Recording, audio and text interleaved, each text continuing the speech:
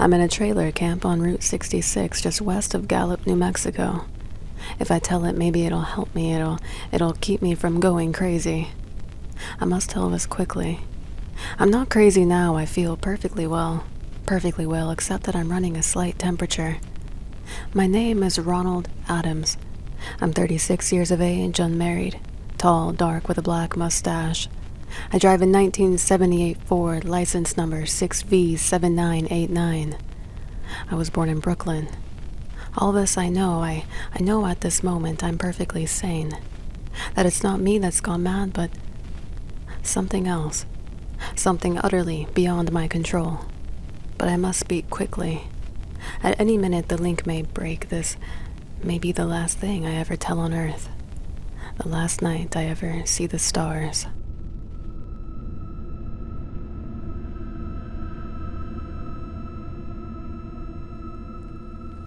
"6 days ago, I left Brooklyn to drive to California.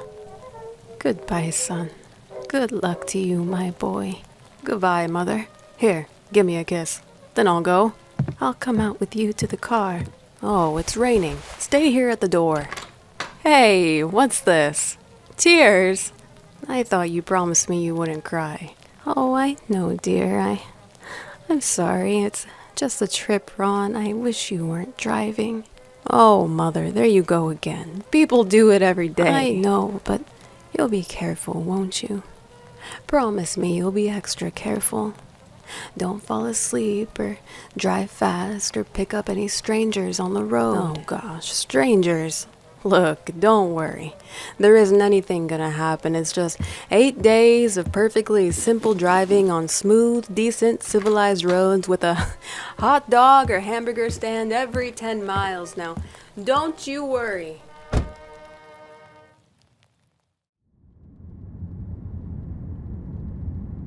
I was in excellent spirits. The drive ahead of me, even the loneliness, seemed like a lark. But I didn't count on him. Crossing Brooklyn Bridge that morning in the rain, I saw a man leaning against the cables. He seemed to be waiting for a lift. There were spots of fresh rain on his shoulders.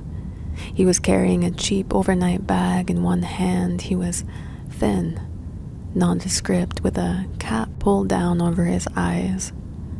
Now, I would have forgotten him completely, except that just an hour later, while crossing the Pulaski Skyway over the Jersey Flats, I saw him again. At least, he looked like the same person. He was standing now with one thumb pointing west. I couldn't figure out how he'd got there, but I thought maybe a fast truck had picked him up, beaten me to the Skyway, and let him off. I didn't stop for him. And then late that night, I saw him again. It was on the Pennsylvania Turnpike between Harrisburg and Pittsburgh.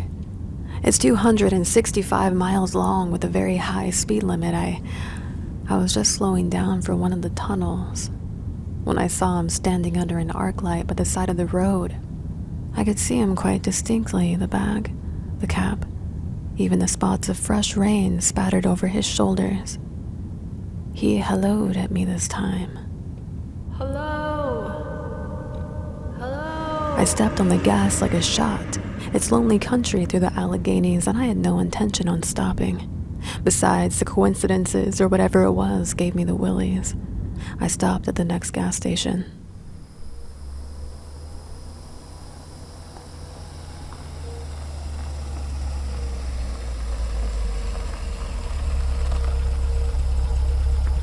Yes, sir. What can I do for ya? Fill her up, will ya? Check your oil? No, thanks, no. Let me get the gas cap here. Nice night, ain't it? Yes, it hasn't been raining here lately, has it? Not a drop of rain all week. Oh no, I suppose that hasn't done your business any harm. Oh, people drive through here all kinds of weather. Mostly business, though. Ain't many pleasure cars out on the turnpike this season of the year. I guess not. What about hitchhikers? Hitchhikers? Here? What's the matter? You don't ever see any? Oh, a guy would be a fool to hitch rides on these roads. Just look at them. You mean then that you've never seen anybody? Nope. Maybe they get the lift before the turnpike starts. I mean, just before the toll house. But that's a pretty long ride. Most cars wouldn't want to pick up a guy for that long a ride, and this is pretty lonesome country here. Mountains and woods. You ain't seen nobody like that, have you? Oh, no, not at all. I just, technical question. Oh, I see. Well, that'll be $24.49 with the tax, sir. The thing gradually passed from my mind as sheer coincidence. I had a good night's sleep in Pittsburgh. I didn't think about the man all day until just outside of Zanesville, Ohio. I saw him again. It was a bright, sunshiny afternoon. The peaceful Ohio fields, brown with the autumn stubble, lay dreaming in the golden light. I was driving slowly, drinking it all in, when the road suddenly ended in a detour. In front of the barrier, he was standing. Let me explain about his appearance before I go on. I repeat, there was nothing sinister about him. He was as drab as a mud fence, nor was his attitude menacing. He just stood there, waiting, almost drooping a little, the cheap overnight bag in his hand. He looked as though he'd been waiting there for hours. As he hailed me, started to walk forward. Hello! I had stopped the car, of course, for the detour. For a few minutes, I couldn't seem to find the new road. I realized he must be thinking I'd stop for him. Hello? No, not just now, sorry. Going to California? No, not today. I'm going to New York, sorry.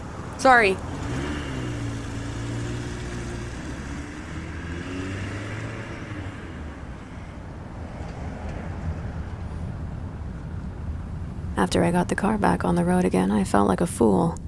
Yet the thought of picking him up, of having him sit beside me, was somehow unbearable. Yet at the same time, I felt, more than ever, unspeakably alone. Hour after hour went by, the fields, the towns ticked off one by one. The light changed. I knew now that I was going to see him again. And though I dreaded the sight, I caught myself searching the side of the road, waiting for him to appear.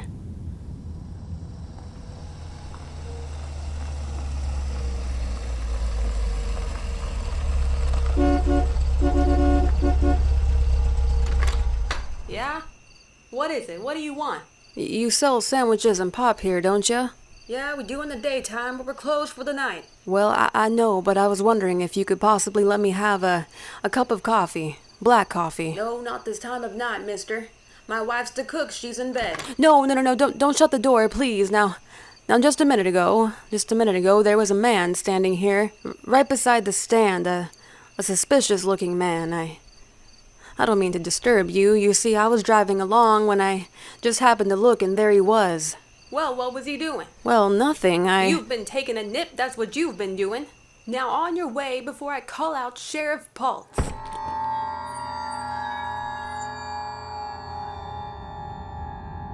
I got into the car again and drove on slowly. I was beginning to hate the car. If I could have found a place to rest a little. I was in the Ozark Mountains of Missouri now. The few resort places there were closed. I had seen him at that roadside stand. I knew I'd see him again, maybe at the next turn of the road. I knew then that when I saw him next, I would run him down. But I didn't see him again until late afternoon. I'd stopped the car at a sleepy little junction just across the border into Oklahoma to let a train past, when he appeared across the tracks leaning against a telephone pole. It was a perfectly airless dry day. The red clay of Oklahoma was baking under the southwestern sun, yet there were spots of fresh rain on his shoulders. I couldn't stand that. Without thinking, blindly, I started the car across the tracks. He didn't even look up at me. He was staring at the ground. I stepped on the gas hard, veering the wheel sharply toward it. I could hear the train in the distance now, but I didn't care. Then something went wrong with the car. It stalled on the tracks. The train was coming closer. I could hear its bell, its cry, its whistle crying. Still he stood there. Now I knew that he was beckoning me to my death.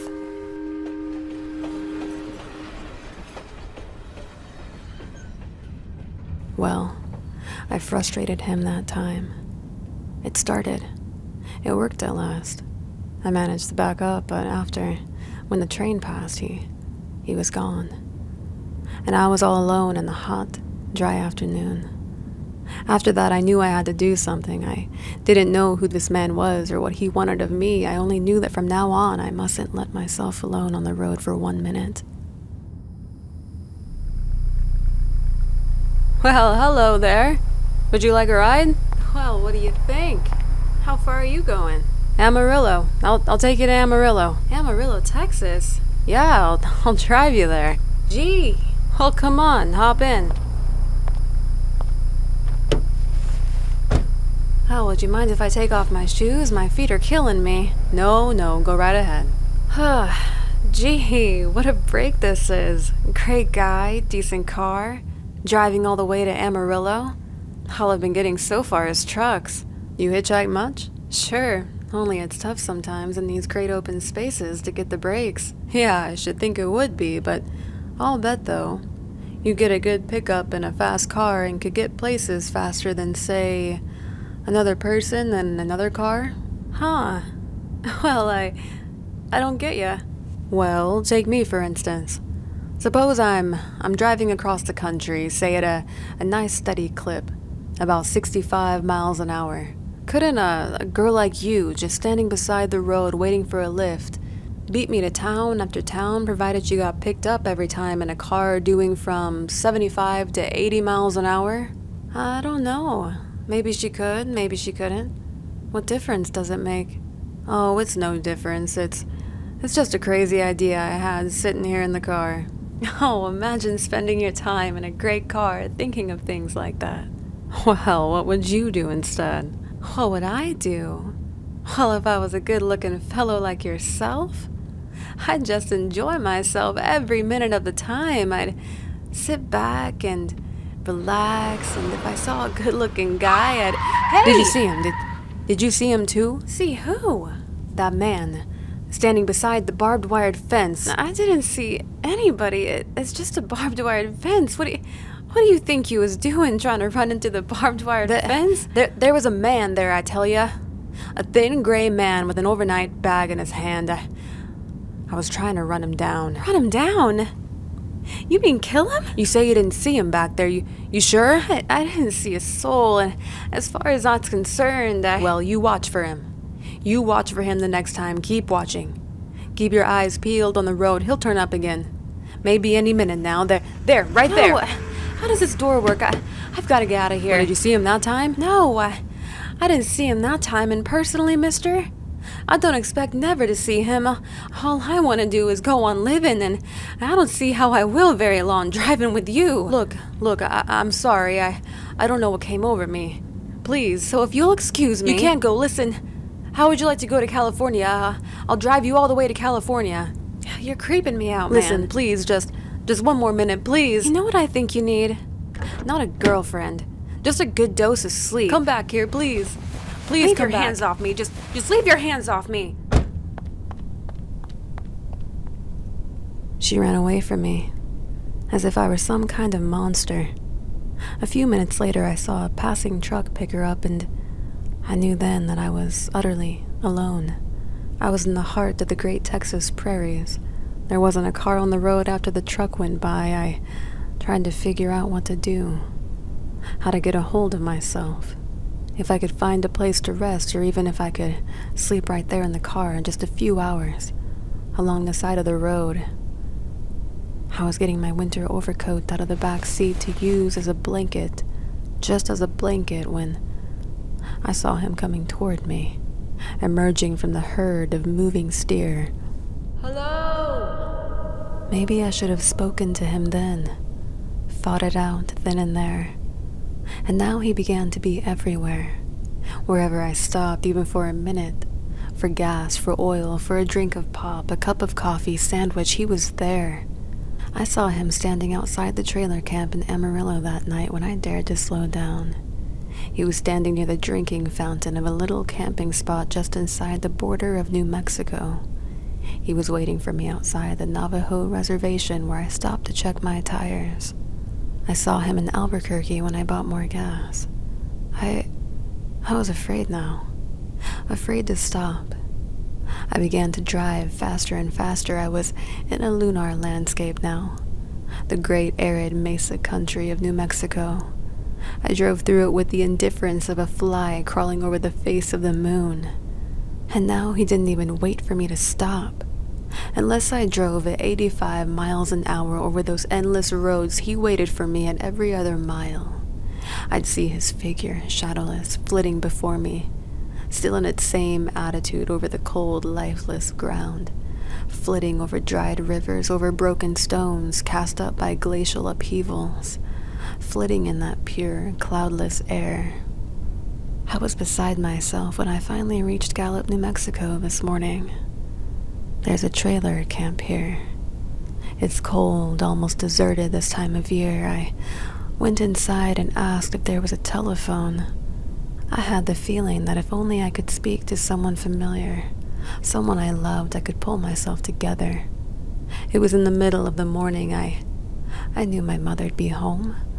I pictured her tall and white-haired, in her crisp house dress, going about her tasks. It'd be enough, I thought, just to hear the even calmness of her voice.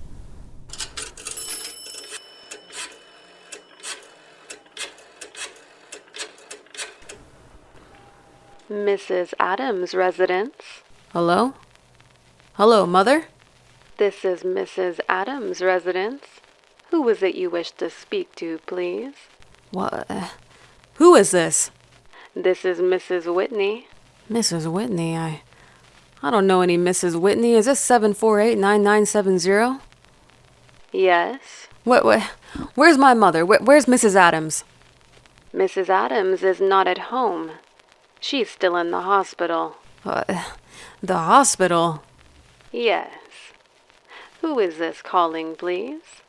Is this a member of the family? Well, what's she in the hospital for? She's been resting for 5 days. A nervous breakdown. Who is this calling? Nervous breakdown? My mother doesn't have It's all taken place since the death of her oldest son, Ronald. Death of her oldest... Hey, what is this? What number is this? This is 748-9970. It's all been very sudden. He was killed 6 days ago in an automobile accident on the Brooklyn Bridge. Your 3 minutes are up, sir. Your 3 minutes are up, sir. Your 3 minutes are up. And so, I'm sitting here in this deserted trailer camp in Gallup, New Mexico. And so I'm trying to think, trying to get a hold of myself. Otherwise, I'm going to go crazy. Outside it's night, the vast, soulless night of New Mexico. 1,000,000 stars are in the sky. Ahead of me stretch 1,000 miles of empty mesa and mountains, prairies, desert. Somewhere among them, he's waiting for me. Somewhere I will know who he is and who I am.